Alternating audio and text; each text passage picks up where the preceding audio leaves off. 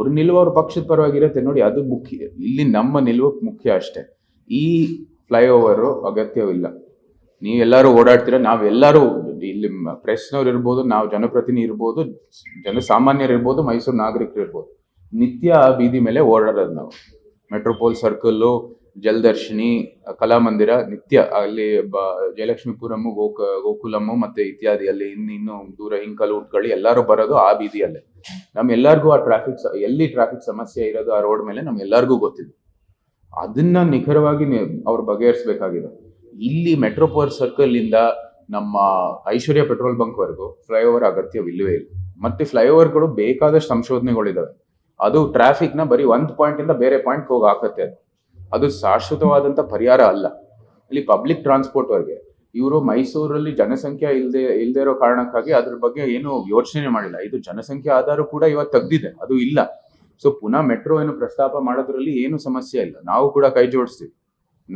ನಾವು ಅದ್ರ ಪರ ಇದೀವಿ. ನಮ್ಮ ಪಾರಂಪರಿಕ ನಗರದಲ್ಲಿ ಅಂಡರ್ ಗ್ರೌಂಡ್ ಮಾಡುವಂತ ವ್ಯವಸ್ಥೆ ಇದೆ.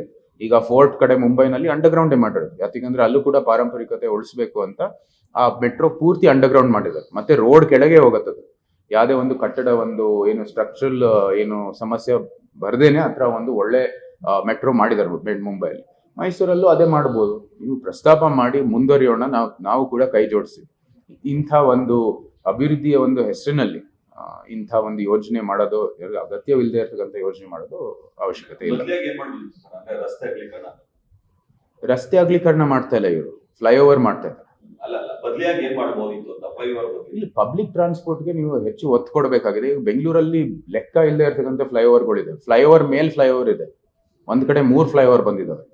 ಫ್ಲೈಓವರ್ ಮೇಲೆ ಇನ್ನೊಂದು ಫ್ಲೈಓವರ್. ಇನ್ನು ಬೆಂಗಳೂರಲ್ಲಿ ಟ್ರಾಫಿಕ್ ಸಮಸ್ಯೆ ಬಗೆಹರಿಸಿಲ್ಲ. ನಮ್ಗೆ ಬೇಕಾಗಿರೋದು ಪಬ್ಲಿಕ್ ಟ್ರಾನ್ಸ್ಪೋರ್ಟ್, ನಾನ್ ಮೊಬಿಲಿಟಿ ಟ್ರಾನ್ಸ್ಪೋರ್ಟ್, ಅಂದ್ರೆ ಸೈಕ್ಲಿಂಗ್ ಪಾತ್ಗಳು ಇತ್ಯಾದಿ ಎಲ್ಲ. ಅದು ಪ್ರಯತ್ನ ಮಾಡಿಲ್ಲ ಅಂತ ಹೇಳ್ತಾ ಇಲ್ಲ, ಆದ್ರೆ ವೈಜ್ಞಾನಿಕವಾಗಿ ಅದನ್ನ ರೂಪಿಸಬೇಕಾಗಿದೆ. ಮತ್ತೆ ಜನರಲ್ಲಿ ಜಾಗೃತಿ ಮೂಡಿಸಬೇಕಾಗಿದೆ. ನೀವು ಯಾವ ಪಾಯಿಂಟ್ ಇಂದ ಯಾವ ಪಾಯಿಂಟ್ ನಿಮ್ಗೆ ಗಾಡಿ ಬಳಸಬೇಕಾಗಿದೆ. ನಿಮ್ ಸುತ್ತಾನೆ ನಿಮ್ಗೆ ಅಭಿವೃದ್ಧಿ ಎಲ್ಲಿ ಬೇಕಾಗಿದೆ ಅದು ಮಾಡ್ಕೊಡ್ಬೇಕಾಗಿದೆ. ಮೈಸೂರಲ್ಲಿ ಜನಸಂಖ್ಯೆ ನೀವಾಗ್ಲೇ ನೋಡಿದ್ದೀರಾ, ಹೆಚ್ಚಾಗ್ತಾ ಇದೆ. ಬೇರೆ ಬೇರೆ ಲೇಔಟ್ಗಳು, ಬಡಾವಣೆಗಳು ಅಭಿವೃದ್ಧಿ ಆಗ್ತಾ ಇದಾವೆ. ಜನ ಬಂದು ಇಲ್ಲಿ ವಾಸ ಆಗ್ಲಿಕ್ಕೆ ಬರ್ತಾ ಇದ್ದಾರೆ. ಮತ್ತೆ ಜನಸಂಖ್ಯೆನೂ ಕೂಡ ಅದೇ ಸ್ವಾಭಾವಿಕವಾಗಿ ಜಾಸ್ತಿ ಆಗ್ತಾ ಹೋಗ್ತಾ ಇದೆ. ಆದ್ರೆ ಇಲ್ಲಿ ಮೈಸೂರಲ್ಲಿ ಎಲ್ಲಾ ಮಾರ್ಕೆಟ್ಗಳು ಕೇಂದ್ರದಲ್ಲೇ ಇರೋದು. ನೀವು ಅದನ್ನ ವಿಸ್ತಾರ ಮಾಡಿ ಬೇರೆ ಬೇರೆ ಜಾಗದಲ್ಲಿ ಮಾರ್ಕೆಟ್ ಅವಶ್ಯಕತೆ ಮಾಡಬೇಕಾಗಿದೆ.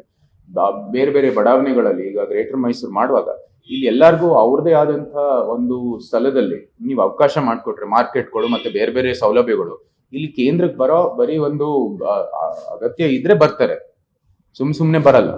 ಸೊ ಅಂತ ಒಂದು ವ್ಯವಸ್ಥೆ ರೂಪಿಸಬೇಕಾಗಿರ್ತಕ್ಕಂಥದ್ದು ಅಂದ್ರೆ ಬ್ರಾಡ್ ಆಗಿ ಭವಿಷ್ಯವನ್ನು ನೋಡ್ಕೊಂಡು ಒಂದು ಯೋಜನೆ ಮಾಡಬೇಕಾಗಿರೋದು ಅತಿ ಅವಶ್ಯ.